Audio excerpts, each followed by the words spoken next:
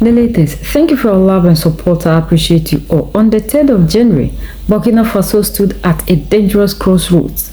After surviving yet another failed assassination attempt, Captain Ibrahim Traoré did not respond with fear or silence, but with a clarifying and deeply revealing speech that sent shockwaves across nations and beyond.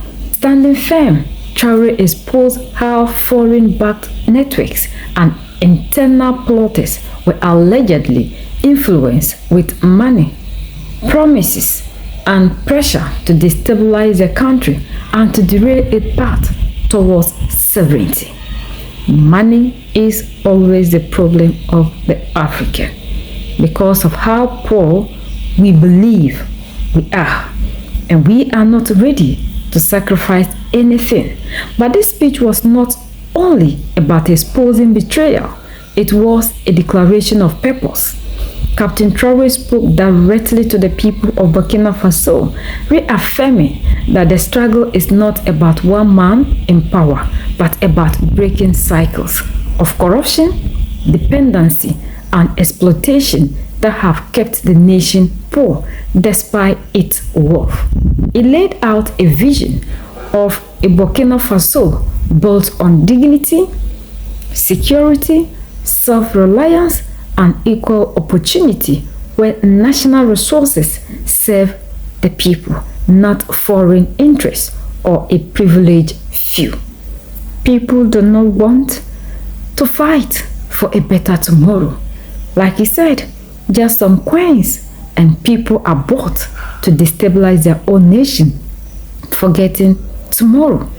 In the aftermath of bullets and betrayal, this address became a rally call, a warning to those who seek to buy the nation from the shadows, and a promise to ordinary citizens that the sacrifices being made today are aimed at building a safer, fairer, and truly independent Burkina Faso for all. He talked about the plans that they have to make sure Burkina Faso children go to school free. This malaria, whatever that is destroying and disturbing the lives of the people, he is doing everything possible to make sure these things are gone forever and ever. They have vision for the nation and you the people, but you are thinking about today, and that is the problem of the African. We are made to believe that sacrificing for tomorrow is a waste of time. If you don't think about tomorrow and you finally live to see tomorrow, how do you cope? One of the risks is this situation we are experiencing, the destabilization, because if you want to straighten the course of such a country, inevitably, by cracking down to straighten things out, you create internal and external enemies. So you have to expect these situations of destabilization, assassinations and everything, because we have affected the interests of many people. Let's see, there is, therefore, a social inequality, there is corruption, there is mismanagement of public duties.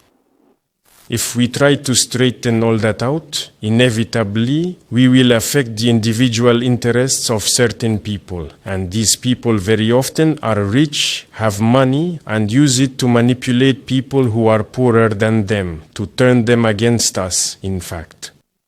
That's internal, and these same people do not hesitate to ally with imperialist forces that only spend their time causing us grief and impoverishing us. The other aspect is those external forces. There are many countries today that are on our back, and we have no choice. We have to do it. If we want our homeland to be independent, if we want our sovereignty, if we want the Burkinabe to have enough to eat, if we want our children to go to school without paying a franc, if we want that tomorrow, malaria, which is one of the most widespread diseases in Burkina Faso, that we can treat our population on certain words at 0 francs. It's a dream we have, but we will have to make many concessions. We will have to prevent certain powers from plundering us, and that creates many enemies.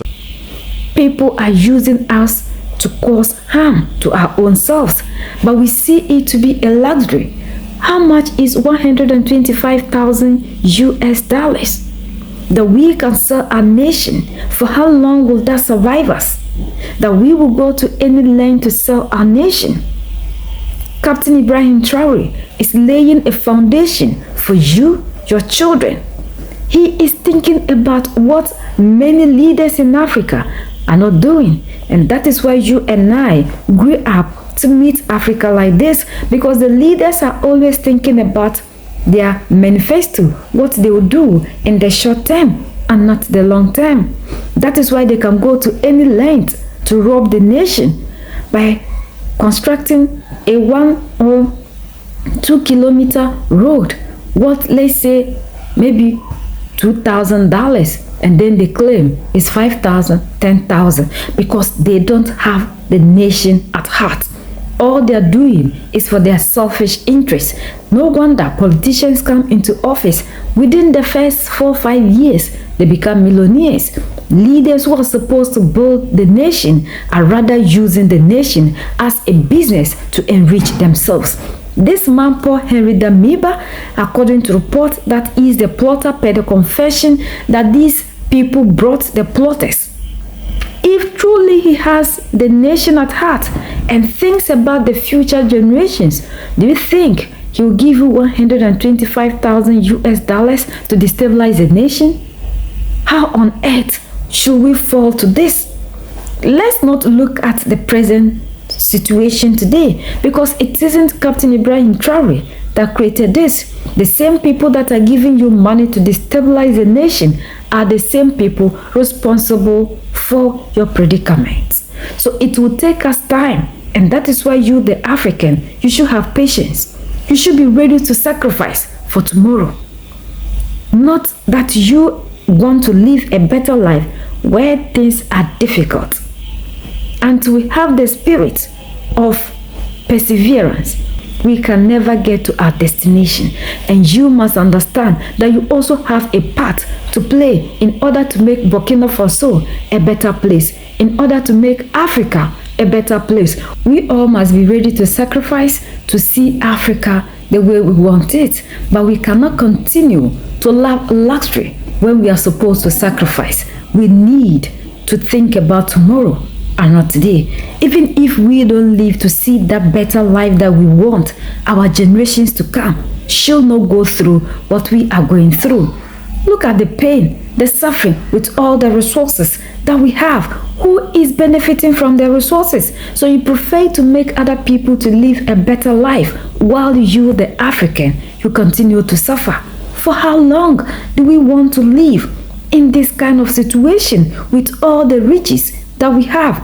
We work on gold, yet we have never seen gold. Other people are using the resources to their advantage, and you still expect to take peanuts to destabilize your nation so they can come back, keep enriching themselves while you suffer. Like Professor Lumumba one time asked, who cares the African? This isn't the time that we, the Africans, must be falling into traps like this. We need to wake up, and we can do better than we think.